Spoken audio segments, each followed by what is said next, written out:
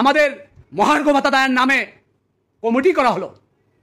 কত দুর্ভাগা জাতি, কত দুর্ভাগা আমরা প্রজাতন্ত্রের কর্মচারী। কমিটি করা হয় মহার্ঘ ভাতার, আর আমাদের আমলাতান্ত্রিক জটিলতার কারণে, অবুঝ সরকারের কারণে তারা আমাদেরকে দেন।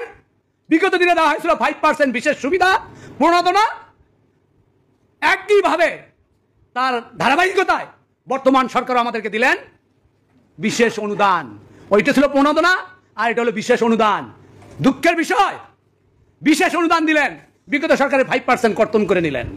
এই 15% বিশেষ অনুদান যদি আমাদের বেসিকের সঙ্গে দেওয়া হতো, আমরা প্রজাতন্ত্রের কর্মচারীরা আমাদের কষ্ট লাঘব হতো, আমাদের বাড়ি ভাড়া এর সঙ্গে যোগ হতো। আমাদের অর্থ মন্ত্রণালয় কর্তৃক এই বিশেষ সুবিধার যে প্রজ্ঞাপন জারি করা হয়েছে, আপনারা চিন্তা করেন কোন দেশের কর্মচারী আমরা, আমাদের অভিভাবকরা আমাদের জন্য যে প্রজ্ঞাপন জারি করে, যে জিও জারি করে, সে জিওতে কত বড় একটি ভুল। আমাদের কষ্ট হয়।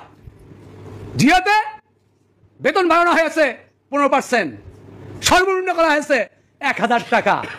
আমাদের সর্বনিম্ন হয় 1237 টাকা 50 পয়সা। অর্থ মন্ত্রণালয়ের প্রজ্ঞাপন অনুযায়ী আমাদের বেতন বৃদ্ধি করা হয় 1000 টাকা। আমাদের বাদুল ভাইদের নেতৃত্বের কারণে আমরা সেই সুবিধা পেলাম সর্বনিম্ন 1500 টাকা, 1237 টাকা থেকে 1500 টাকা।